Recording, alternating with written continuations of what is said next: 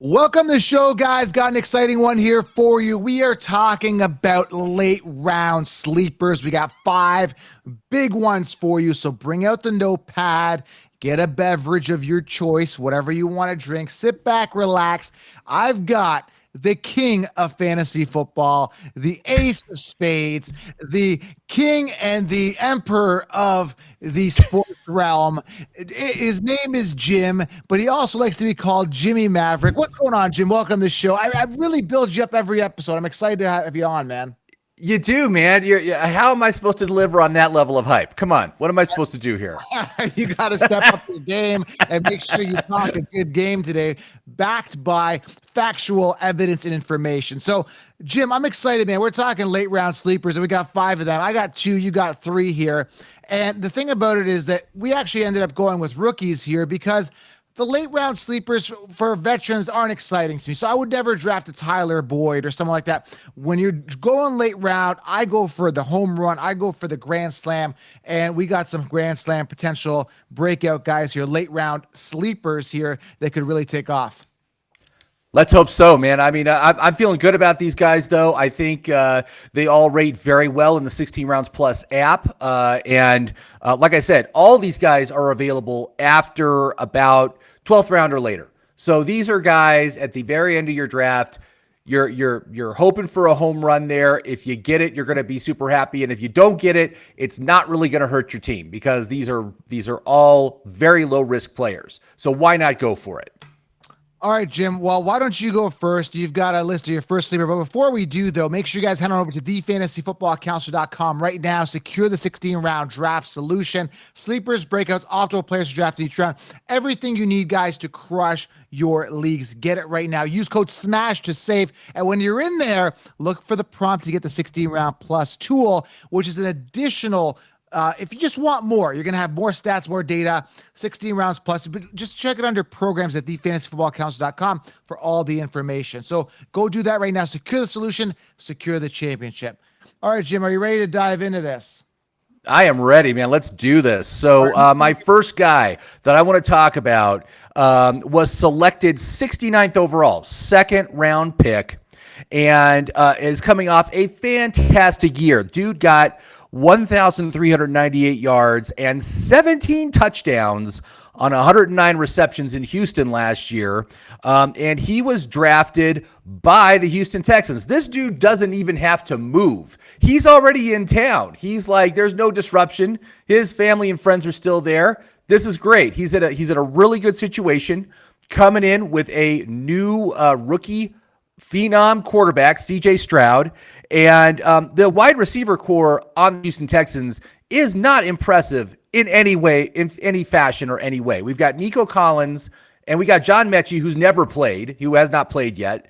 And this guy can come in and immediately be the wide receiver 1 on this team. Not just a wide receiver 1, but also a slot receiver, wide receiver 1, which portends to lots of volume, lots of dump offs, lots of check downs. He's going to be targeted all the time. I love this. I want to see if Stroud and Dell can make this nice special connection with each other during the preseason. But basically, this guy is a last round pick. You could take him 16th round, man. Just grab him. You know there's nobody good once you get to that point in the draft. So why not go for it? Take this guy. It could pay off very handsomely, I think. You know, the big question mark here is particularly with the Texans is like, who is the wide receiver 1? Now, I was just talking to the beat writer, and I don't believe anything that these beat writers say. I'm not sold. I mean, I'm going to have them on the show. We're going to have them on, but I'm not really sold on what they say because they were wrong last year. I had a bunch of beat writers on, and they were just kind of promoting what the mainstream narrative says, and they're saying Robert Woods is the guy. Jim, I'm not sold at all that Robert Woods is the guy. I mean, years to wow us, we're not wowed. He's, over the hill. You might want to go for a young, dynamic Tank Dell, who, again, Stroud has specifically asked, I want Dell here on the team. He specifically requested him. So, I mean, there's got to be some volume there for him. Obviously, John Mechie's there as well, who was, obviously very unfortunate with the cancer last year. He should be back, should be good to go. We don't know who the 1 is, but why not roll the dice on Tank Dell later? You're getting him for free, Jim. I don't understand what to tell you. I don't know what to tell you here. Grab him. Yeah, and I forgot about Robert Woods even being on this team. I didn't even think about him. The dude's like 31 now. Forget about it. He's a nothing. Yeah, he's a fading player, past his best years. It's not coming back. He is a guy that is irrelevant, probably out of the league by the end of this season, I'm betting. So yeah. But again, Why not? They're telling you literally like Robert Woods is the one. I'm not sold on that. I'm not buying that. Yeah. I'm not going to be drinking that Kool-Aid. So Tank Dell, okay. Again, make sure you guys in the comments below, let us know. Comment below who is a late round sleeper for you. Who are you looking to target? I mean, you're getting a ton of value here with this episode here because a lot of people don't talk about these guys. They're ranked 140, 150 on the rankings. They're going to go undrafted. They may become waiver wire wonders. If you got the bench space, make sure you guys grab them. And Jim, I don't know about you in my leagues. If I'm with the commissioner, I'm usually the commissioner. I make sure we have ample space for bench spots. Some leagues don't house and let you have a lot of bench spots, but that's a big fantasy ball draft strategy is make sure that you tell your commish, we want more bench spots. I like having that depth. I like going to my bench and we're able to know who the breakouts are before they break out. So we have them on our bench. So ask your commissioner, we want more bench spots, right, Jim? I think that's a good idea, man. Seriously, I find it's very constrained when you only have 5 or 6 bench slots. And take it up to 8. Make it 8. That's a good amount. You can grab easy to grab a second tight end, a second quarterback, and load up on those wide receivers and running backs. You know that's the big thing. So who's your guy? Who's your guy? Listen, I love this guy. I cannot tell you how excited I am about this guy. Especially for the value. You told me prior to getting onto this because we have them in the 16 round plus app, and you look at consensus and ADP rankings all the time. 137th, I believe that is overall, correct? Okay. I'm sure. Are we talking about Kansas City here? We're talking about Jalen Hyatt. Talk about Jalen Hyatt. Okay. Yeah. Jalen Hyatt. Yeah. Currently going 137th overall. So that's who I'm talking 12th round. And again, you're talking like insane value for these guys. We're talking insane value for guys that could be the wide receiver one on the team and should be the wide receiver one on the team. Now, the Giants didn't have a wide receiver, got him in the 3rd round, and 137. Again, like he's going to be a waiver wire wonder. But actually, I think Jalen Hyatt does actually get drafted. He's not going to be as low as some of the other guys like a Tank Dell. Next guy I'm going to mention here. The guy ran a 4.4. Okay. 6 foot, 180 pounds ish out of Tennessee. Who do they got there? They got Waller, which again, could be interesting, could get a lot of volume there. We know Daniel Jones like to mix it up with the run. They got Wandell, they got Slayton, they got all these other guys, years to wow us, we're not wowed. But from what I read from Jalen Hyatt in the notes, he is a guy that could really stretch the field. There is rumor that he is kind of a one-trick pony, down the field guy, limited route tree, that type of thing. But he is a home run hitter. Now, if he gets the volume, he gets the opportunity, could do really well. Last year, 67 receptions, 1,267 yards, and around 15 touchdowns. Again, track type speed, ran a 4.4. Problem is he going to be a one-trick pony? That's our big question mark. But when you look at the competition there with the Giants, there's nobody else, Jim. I mean, I'm all over this guy. If I can get him, I'm getting him for value. Yeah, I don't think I'm quite as big on Jalen Hyatt as you are, but certainly the situation is great. I mean, there are no receivers there, and probably their best receiver is Wandale Robinson. That dude's coming off an MCL tear, so he's not going to do much this year. I guess my concern with Jalen Hyatt is what he did before last year. Last year was great. He was a monster. I mean, 1,200 yards, 15 touchdowns. Wow, that's impressive. But you look at what he did in his first 2 years in Tennessee, and the dude really didn't do anything.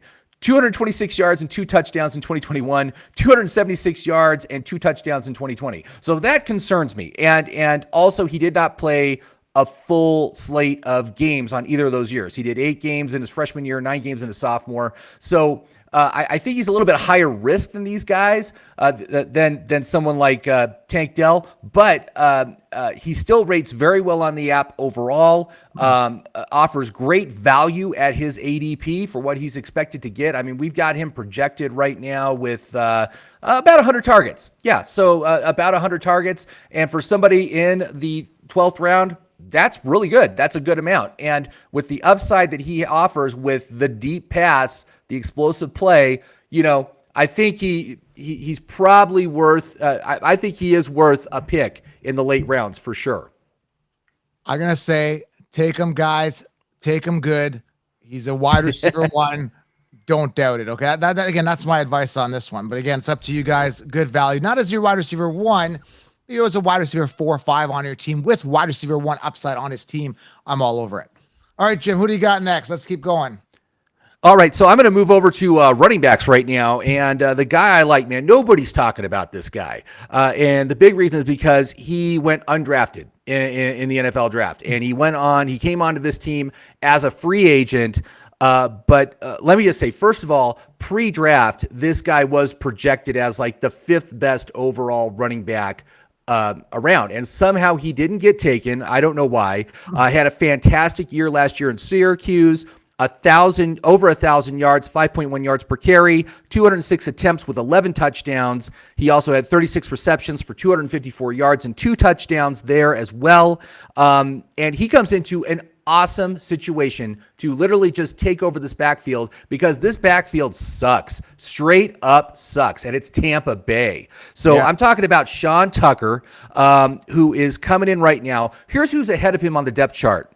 Rachaad White, who couldn't even get 4 yards per carry last year with Tom Brady, and Chase Edmonds. That's his competition. I am not worried at all about either of those guys. I think Sean Tucker is this year's James Robinson. James Robinson, 2021, when he came in, pushed, they remember when James Robinson came in, they cut Leonard Fournette. They said, we don't need this guy. We've got an RB1. I think the same thing here. I think it's going to be Sean Tucker by the time training camp is done and the preseason. That's a bold statement. Now, I'm literally not excited about the Bucs. Not a guy that I'm particularly targeting. A lot of people saying White's the guy. Again, I think it's going to be a bit of a committee, question marks at quarterback. Again, but you're looking at a dart throw at the end of the draft. So, I mean, there is some opportunity here. There is some upside. Not a guy I'm particularly targeting, but, you've done your research here, and maybe, just maybe, you never know. Again, that offense to me is question marks. I mean, Mike Evans could be good value, but maybe he's on my, veteran, do not draft list as well. He's kind of like, I'm on the fence about Mike Evans, but he's value, right? So I don't know. It's a tough situation there for me. Yeah, and here's the thing, right? We've seen these running backs come in on a bad team, and I make no mistake, Tampa Bay is going to be bad this year. But if they get enough volume, if they get the workhorse volume, they can be extremely productive for fantasy. That's what happened with James Robinson. The dude got massive workhorse volume and was an absolute value at the position in 2021. And I think 2020, didn't he come in 2020? I can't remember.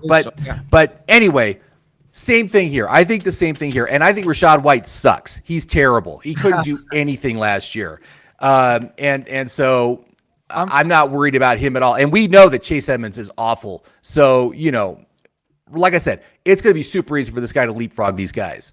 I'm rubbing off on you here when I say that. What do you say sucks? I don't hear a lot of people.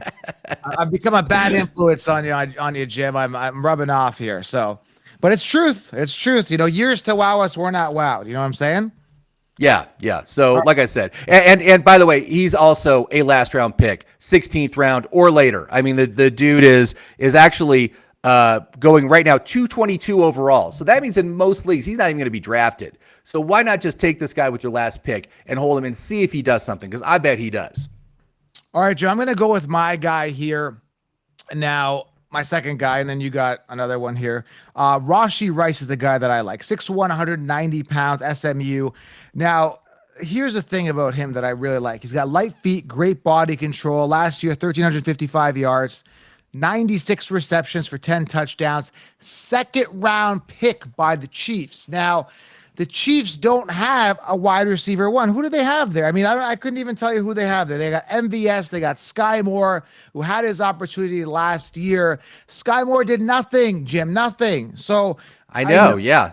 They got Kelsey. And Kadarius Moore is there. That dude can't stay healthy for anything. Tony, Kadarius Tony. Yeah.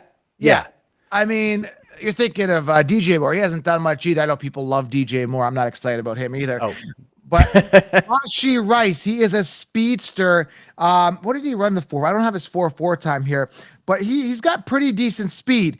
At the end of the day, the only thing that I looked at all his scouting reports. I watched all the tape. The only thing I read is he had some drop issues, some fumbles, got to work on his hands.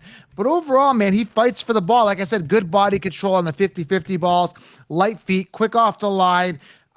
Again, the thing about it is Pat Mahomes going to feed him? They spread the ball around a lot, but there hasn't been a guy that is able to replace what Tyreek Hill did there.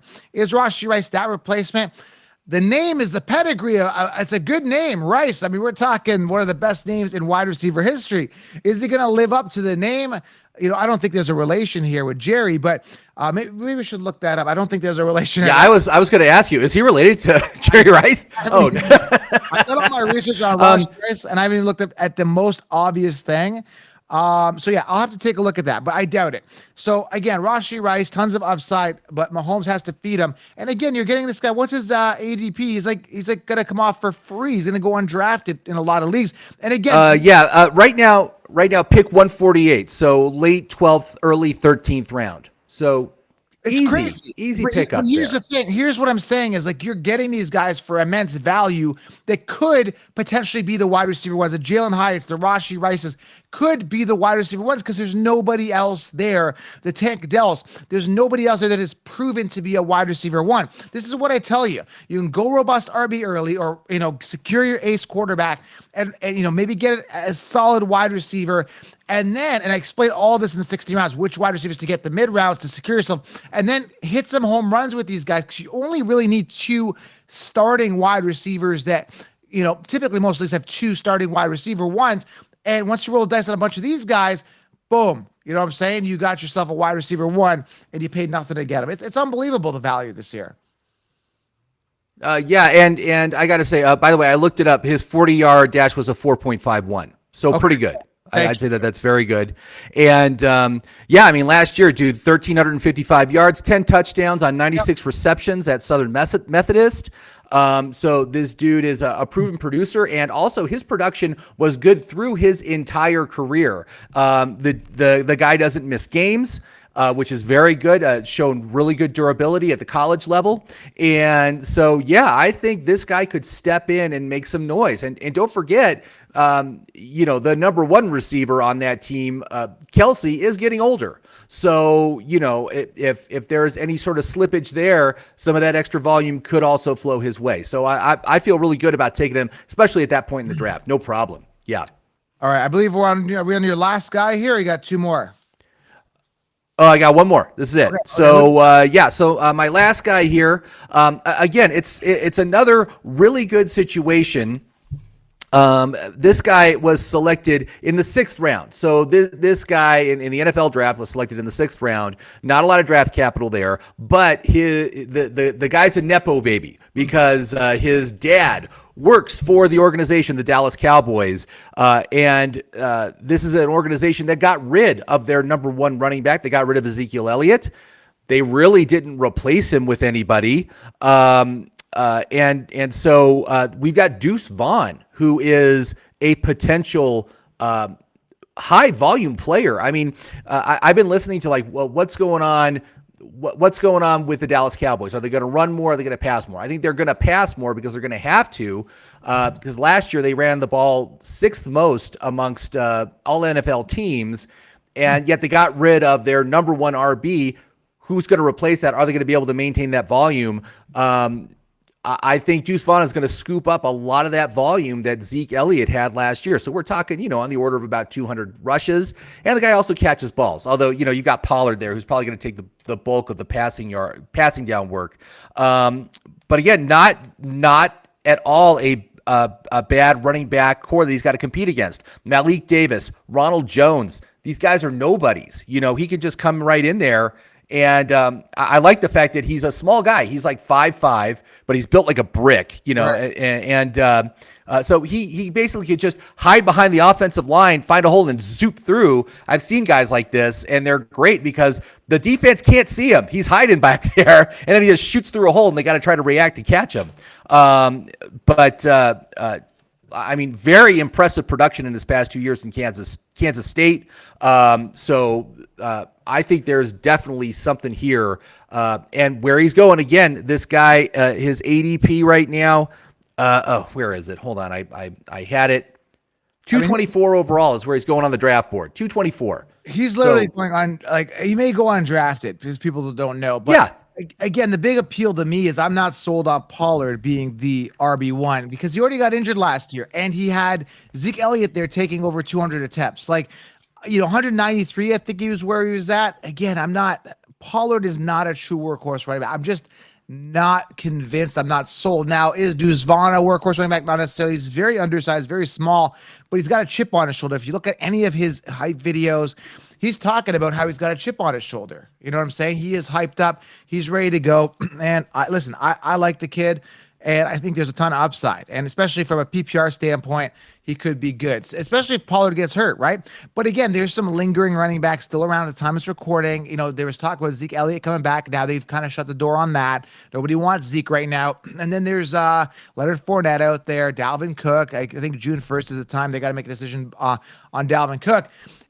Again, if it ends up being the way that it is now, there's a huge opportunity for Vaughn to really, really get some volume this year. I'm excited about this guy.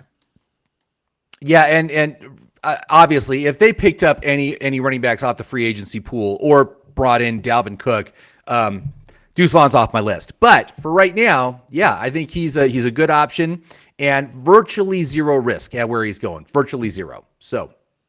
All right, Jim. There's some value sleepers here, guys. So hopefully you guys took some notes.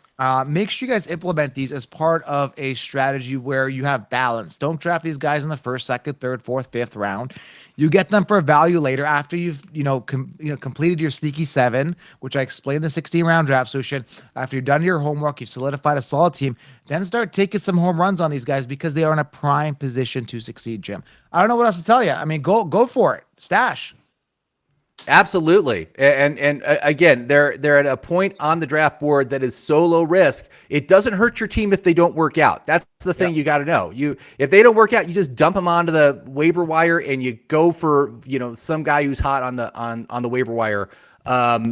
It's not going to hurt your team, but the upside is there. And if they hit, that is huge for your team because that makes your team even better, even stronger. And that's what you want. You need the depth and you want the home runs. So yeah, absolutely. All right. So we got a ton of content coming your way. Make sure you guys got the 60-round draft. So you should have linked it below. Smash a thumbs up, drop a comment below. Let me know which sleepers you like. Let us know.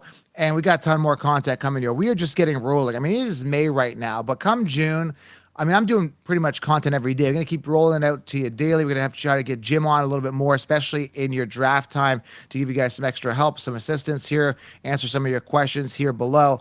And Jim, it's going to be an exciting year, man. 2023 is going to be the biggest year for the Counselor brand, particularly, but also more people are adapting to fantasy sports that coming on. So make sure you guys do smash a thumbs up, subscribe, drop a name below of a sleeper you like late round. And Jim, we are out, man. Thanks for coming on again. Hey, thanks so much for having me, Counselor. I appreciate it, and good luck out there, everybody. Thanks. So have a great weekend. Have a great holiday weekend here in America. We got Memorial Day weekend here. So thank the troops and enjoy the weekend. Have a good time. Salute. We're out, guys. Take care.